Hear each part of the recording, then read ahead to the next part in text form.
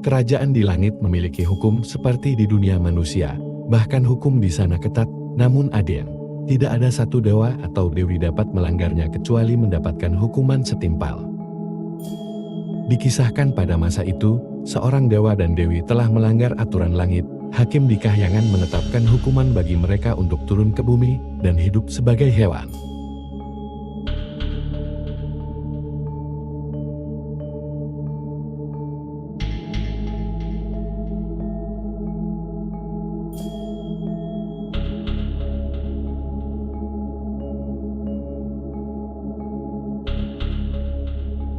Mereka pun diantarkan ke sisi jurang kenistaan untuk dilemparkan ke bumi. Dan seperti yang kita tahu, ini akan menjadi sebuah awal dari takdir yang tidak bisa diubah.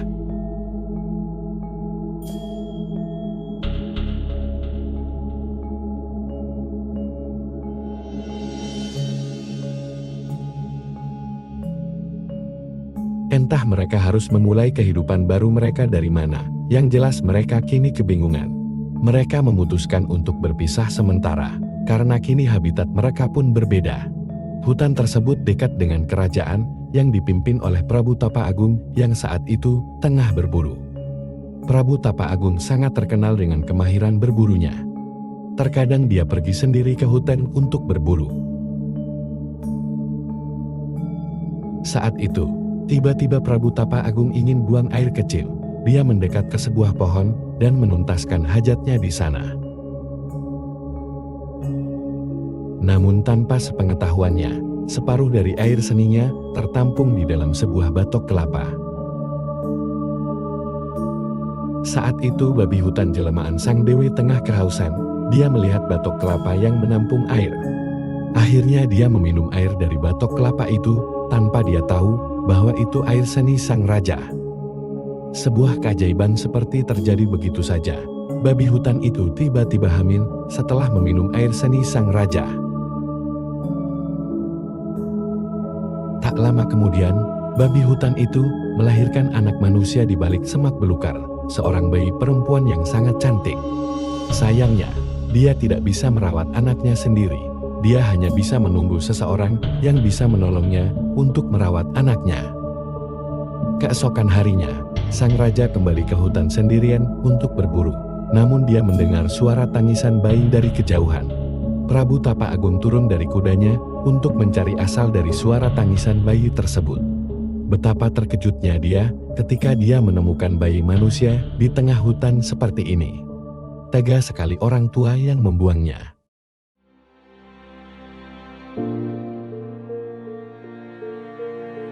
Prabu Tapa Agung akhirnya mengangkat anak itu sebagai putrinya. Bayi itu kini telah menjadi seorang gadis yang sangat cantik dan anggun. Dia mengangkat seorang anak yang tanpa ia sadari, gadis itu memang benar anak kandungnya. Dan gadis itu diberi nama Dayang Sumbi.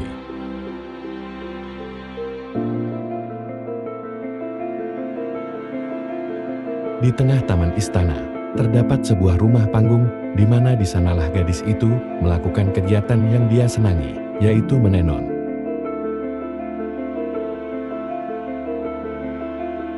Setiap hari dia menenun kain dengan berbagai coret dan warna untuk membuat kain yang nantinya menjadi pakaiannya. Sesekali Prabu Tapa Agung berkunjung ke tempat itu sebagai tanda kasih sayang terhadap sang putri. Sang raja sangat senang melihat putrinya bahagia dengan hobinya.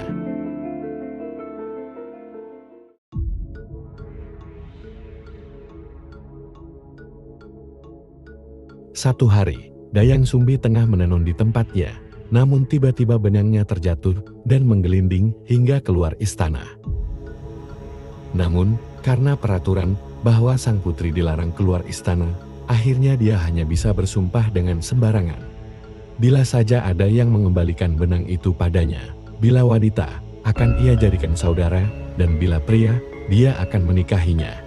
Sayangnya seekor anjing hitam tiba-tiba menghampiri gulungan benang tersebut dan mengendusnya untuk melacak siapa pemiliknya.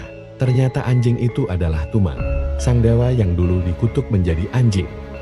Dan dia mulai mengikuti Prabu Tapa Agung secara diam-diam untuk mengawasi pertumbuhan Dayang Sumbi, anak dari babi hutan jelmaan sang dewi. Dayang Sumbi terkejut ketika ternyata yang membawakan gulungan benak miliknya adalah seekor anjing jantan. Dia memohon kepada langit untuk mencabut sumpahnya yang ia lontarkan tanpa pertimbangan.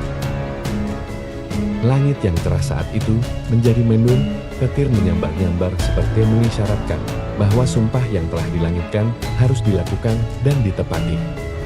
Dayang Sumbi terduduk lemas karena harus menerima takdir yang menimpanya. Bagaimana bisa seorang manusia menikahi seekor anjing? Dia menceritakan tentang sumpahnya kepada sang raja dan meminta restu untuk menikahi Tumang. Sang raja sedih dengan apa yang terjadi. Akan menjadi aib bila seorang raja memiliki menantu seekor anjing. Dayang Sumbi akhirnya diasingkan ke hutan bersama Tumang. Dia memilih untuk menepati sumpahnya karena takut hukum langit menimpa dirinya. Dia belajar menerima Tumang sebagai suaminya dan tinggal bersama di sebuah rumah kayu di tengah hutan. Dia mulai membersihkan rumah tak bertuan itu ditemani Tumang yang setia.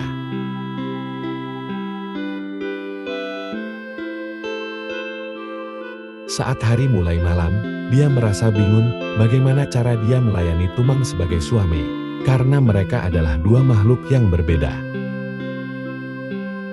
Namun, ternyata malam itu adalah malam bulan purnama. Di malam itu, Tumang dapat merubah wujudnya menjadi sosok aslinya. Untuk menghalau kekecewaan Dayang Sumbi, dia pun menunjukkan wujud aslinya sebagai dewa yang tampan. Dayang Sumbi kaget bahwa ternyata anjing yang selama ini menemaninya adalah seorang dewa yang tampan yang dikutuk. Malam itu Tumang menceritakan semua yang telah terjadi dan kenyataan bahwa selama ini dia mengawasi Dayang Sumbi. Dari semenjak itulah, Dayang Sumbi benar-benar jatuh cinta terhadap Tumang yang selama ini telah setia menemaninya. Waktu demi waktu berlalu. Dayang Sumbi akhirnya mengandung anak dari Tumang. Dia berharap kelak diberikan anak laki-laki yang gagah seperti ayahnya. Permohonannya terkabul. Dayang Sumbi dikaruniakan anak laki-laki dan diberi nama Sangkuriang.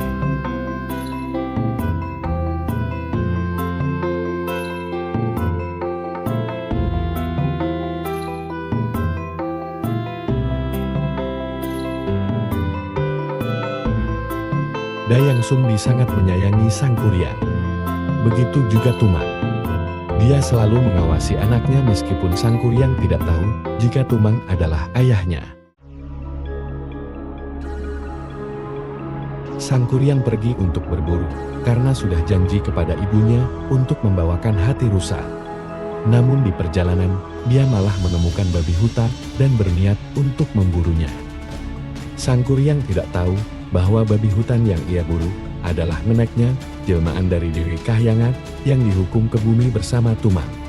Tumang kebingungan untuk menghalau niat Sangkuriang untuk memburu teman sekaligus mertuanya. Dia tidak terima jika nyawa mertuanya itu berakhir di tangan cucunya.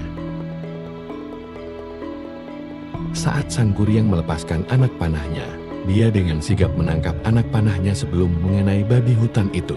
Babi hutan itu lari untuk kabur dan membuat Sangkuriang marah sejadi-jadinya. Dia sangat marah besar kepada Tumang karena telah menggagalkannya.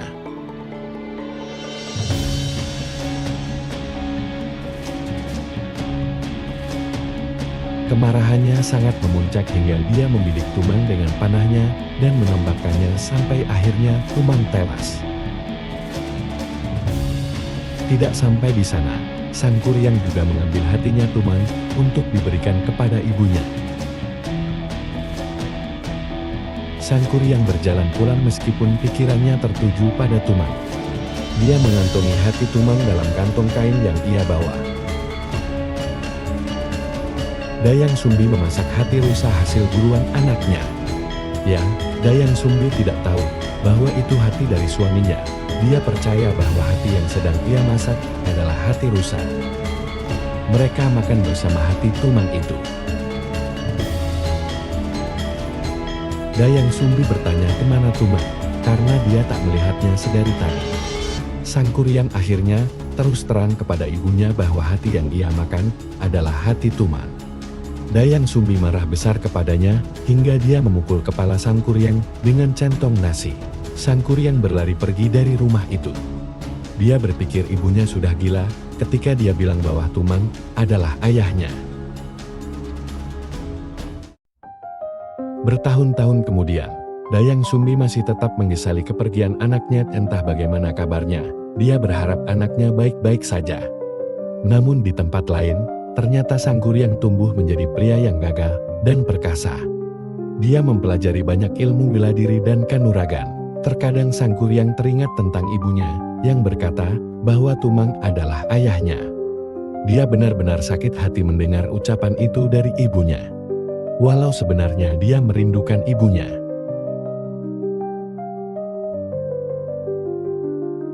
Sang Kuryang menjadi pengembara sekaligus pendekar yang hebat. Suatu saat dia melewati pemukiman yang tidak ia sadari adalah tempatnya bertumbuh saat kecil. Saat itu, Dayang Sumbi sedang berbelanja di pasar untuk kebutuhan sehari-hari. Tanpa sengaja mereka bertemu dan saling jatuh cinta.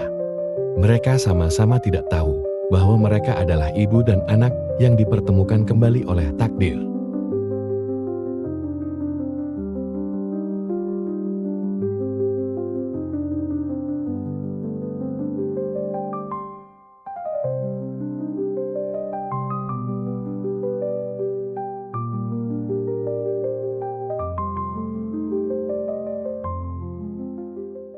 Satu hari, Dayang Sumbi menemukan bekas luka di kepala Sang Kuryang. Dia teringat akan masa lalunya dan menyangka Sang Kuryang ini adalah anaknya. Dia kaget dan merasa berdosa karena hampir saja menjalin cinta terlarang sedara.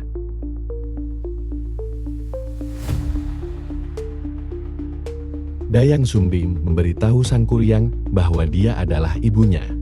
Tapi Sang Kuryang tidak percaya karena jika dia ibunya, dia harusnya sudah tua.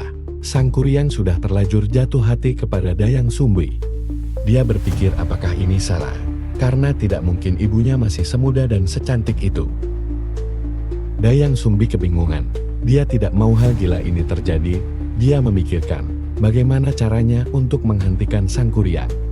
Akhirnya Dayang Sumbi mengajukan syarat. Sang Kuryang boleh menikahinya asalkan dapat membendung Sungai Citarum dan membuatkan bahtera dalam satu malam untuk bulan madu mereka.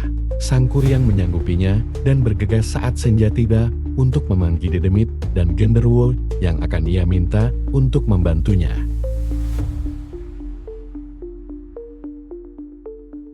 Saat itu Dedemit dan Genderuwo berkumpul atas panggilan Sang Kuryang dan siap membantunya. Mereka bahu-membahu membendung Sungai Citarum dan membuat bahtera untuk bulan madu Sang Kuryang bersama Dayang Sumbi. Sementara Dayang Sumbi berdoa kepada langit untuk tidak membiarkan hal ini terjadi. Dia memohon cara untuk menggagalkan Sang Kuryang dalam memenuhi syaratnya. Saat itulah arwah Tumang mendatangi Dayang Sumbi untuk memberikan sebuah selendang kahyangan. Dia memerintahkan Dayang Sumbi untuk mengibarkan selendang itu dari atas bukit untuk menggagalkan Sang Kuryang. Para jin masih mengerjakan pekerjaan mereka untuk membuat bahtera itu. Sedangkan Sang Kuryang sangat resah karena dia khawatir fajar akan segera tiba. Sesuai dengan perintah Tumang, Dayang Sumbi berlari ke atas bukit sambil membawa selendang pemberiannya. Saat itu, para jin dan Genderuwo masih belum selesai mengerjakan tugasnya. Namun Dayang Sumbi mengibarkan selendang itu. Ajaibnya selendang itu mengeluarkan cahaya yang menyilaukan mata seperti cahaya fajar.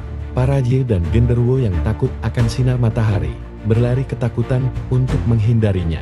Sang Kuryang pun terkejut karena fajar tiba sebelum waktunya.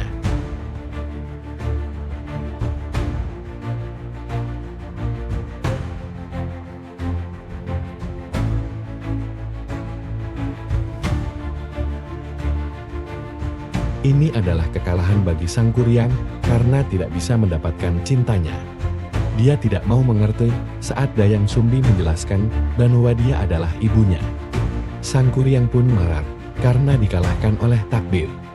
Dia menendang perahu yang baru saja setengah jadi hingga terlempar jauh ke arah lembah. Berabad-abad perahu itu tertimbun oleh debu dan tanah hingga akhirnya membentuk sebuah gunung yang menyerupai perahu terbalik. Dari situlah kita mengenalnya dengan nama Gunung Tangkuban Perahu.